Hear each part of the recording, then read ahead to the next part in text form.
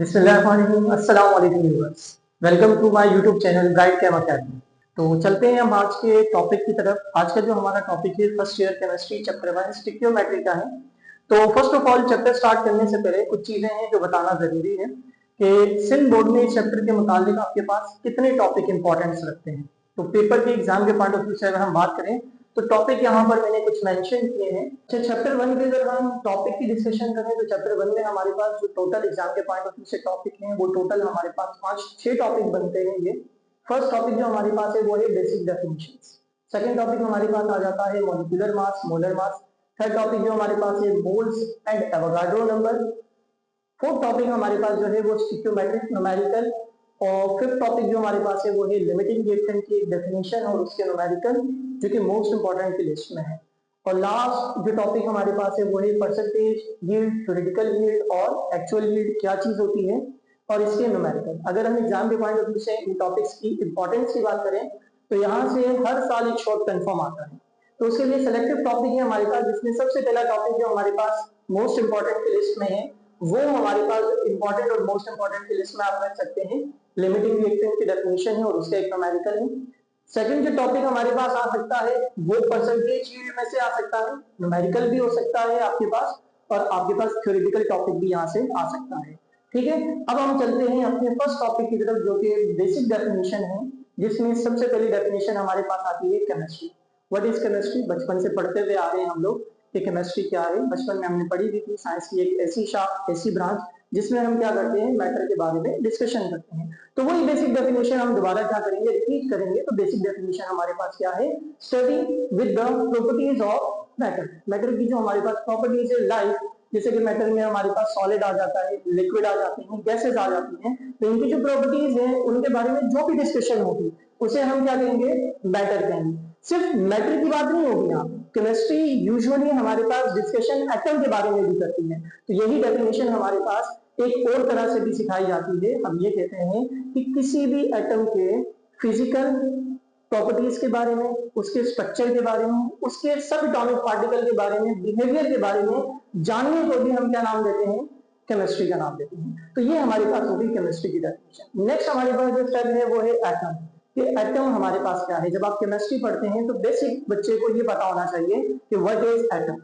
Atom हमारे पास क्या होता है, किसी भी ऑब्जेक्ट का, ऑब्जेक्ट मींस कोई भी केमिकल सब्सटेंस हो सकता है या नॉन केमिकल सब्सटेंस भी हो सकता है।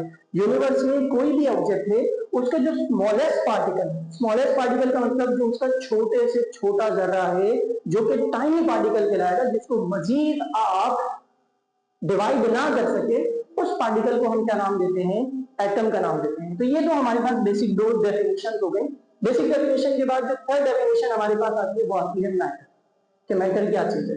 मैटर के बारे में हम ये पढ़ते हैं कि हर वो ऑब्जेक्ट यूनिवर्स का जिसके पास दो प्रॉपर्टी होना जरूरी है। First one, they have specified volume and second one, they have specified mass. For example मेरे पास ये मार्कर है, अगर मैं इस मार्कर को अपने हाथ पर रखता हूं तो इस मार्कर ने क्या किया, हाथ के ऊपर एक स्पेसिफाइड वॉल्यूम ऑक्युपाइड किया है और लाजमी इसका कोई ना कोई वेट भी होगा। तो इसका मतलब हम इसको मैटर कह सकते हैं। और मैटर में भी हमारे पास ये स्टेट ऑफ मैटर में, सॉलिड में कंसीडर किया जाता है।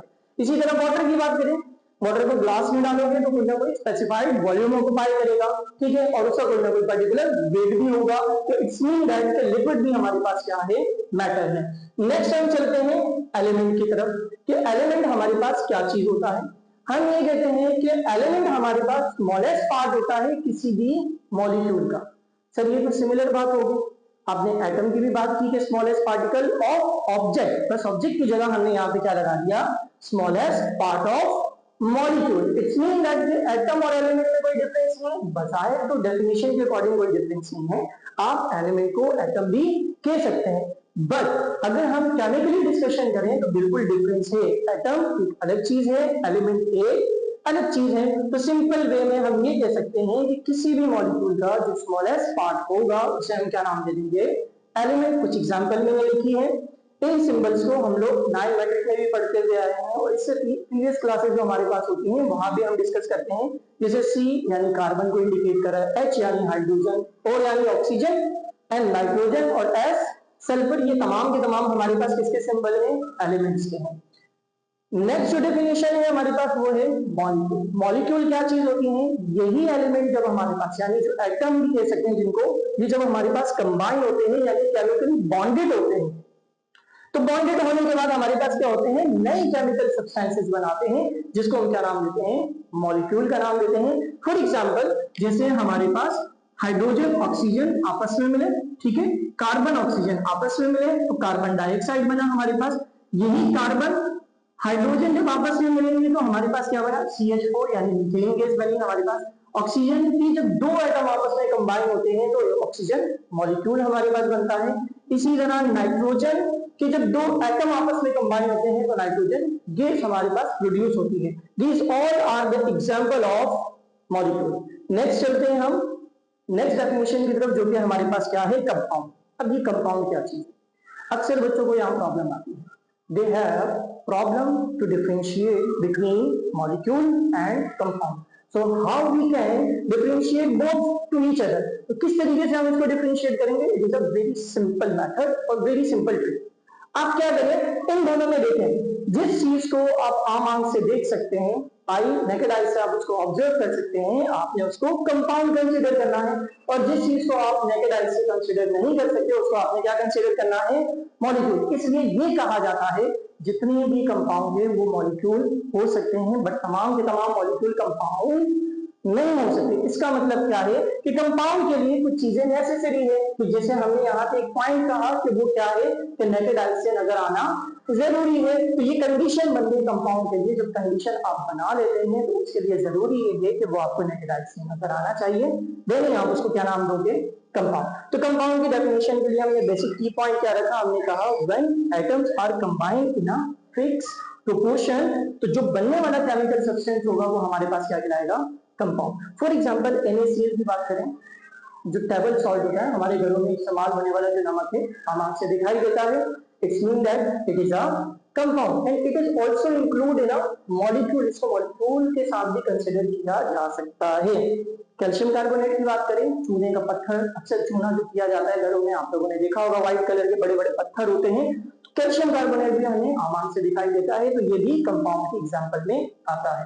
तो ये तो हमारे पास हो गई मॉलिक्यूल और कंपाउंड के दरमियान एक छोटा सा डिफरेंस कि किस तरीके से हम इनको क्लासिफाई करेंगे। और सेकंड हमारे पास इनकी डेफिनेशन होगी। नेक्स्ट डेफिनेशन की तरफ चलते हैं, जो कि हमारे पास सेकंड लास्ट डेफिनेशन है, मोस्ट इंपॉर्टेंट डेफिनेशन है। अगले टॉपिक इन्हीं दो डेफिनेशन के साथ लिंक करते हैं। अगर किसी बच्चे को इन दो चीजों में कंफ्यूजन है तो मे बी वो अगले टॉपिक में उनको मजीद कंफ्यूजन हो सकती है।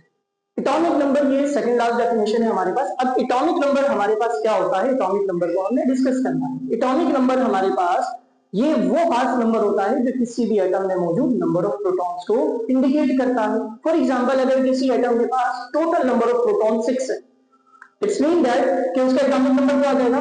6। तो इसलिए कार्बन के पास टोटल नंबर ऑफ प्रोटॉन 6 होते हैं, इस वजह से कार्बन का एटॉमिक नंबर 6 होता है। जबकि इसका जो सिंबल है वो कैपिटल Z है, तो इसलिए हम इसको Z से क्या करते हैं? रिप्रेजेंट करते हैं। तो ये तो हमारे पास हो गया एटॉमिक नंबर। लास्ट डेफिनेशन जो कि हमारे पास क्या है? एटॉमिक मास, जो कि मोस्ट इंपॉर्टेंट है अगले टॉपिक के लिए। जब हम मोलर मास, मॉलिक्यूलर मास करेंगे तो वहां पे इसको यूज करेंगे। तो एटॉमिक मास क्या होता है? एटॉमिक मास कहा जाता है sum of proton plus neutron in a atom. Nucleus में मौजूद जो प्रोटॉन होते हैं और न्यूट्रॉन होते हैं, उनका जब हम सम निकालते हैं, टोटल निकालते हैं, तो उसे हम नाम देते हैं एटॉमिक मास। और एटॉमिक मास का जो सिंबल होता है वो कैपिटल A होता है। जैसे कि कार्बन का एक नंबर था 6, जिसको मैंने एटॉमिक नंबर कहा। इसी तरह कार्बन का एक नंबर होता है 12, जिसको हम क्या नाम देते हैं? एटॉमिक मास नाम देते हैं, और इसको हम कैपिटल A से जाहिर करते हैं। इसी तरह ऑक्सीजन का जो एटॉमिक मास होता है वो 16 होता है। तो आज का जो हमारा टॉपिक था वो बेसिक डेफिनेशन से रिलेटेड था, जिसमें हमने सारी डेफिनेशंस को और उससे रिलेटेड जो चैप्टर 1 से रिलेटेड न्यूमेरिक टॉपिक्स थे उनको कवर किया, और एग्जाम के पॉइंट ऑफ व्यू से तो ये आज का हमारा टॉपिक था। उम्मीद है कि इंशाल्लाह आपकी सारी कंफ्यूजन दूर हुई होंगी। बेसिक टॉपिक है इंशाल्लाह। लेक्चर 1 था हमारा। नेक्स्ट लेक्चर में हम जो है जो हमारा टॉपिक नंबर 2 है, जिसमें हम न्यूमेरिकल वगैरह सॉल्व करना शुरू करेंगे, आपको सिखाएंगे। और मोस्ट इंपॉर्टेंट टॉपिक से तो नेक्स्ट वीडियो के लिए हमारे साथ जुड़े रहिए, ठीक है, ताकि आपको केमिस्ट्री सीखने में आसानी हो। तो अगर आपको ये वीडियो अच्छी लगी हो तो काइंडली चैनल को सब्सक्राइब करें, लाइक करें और बेल आइकन को जरूर दबाएं। इंशाल्लाह हमारी मुलाकात नेक्स्ट लेक्चर में होगी। तब तक के लिए अल्लाह हाफ़िज़।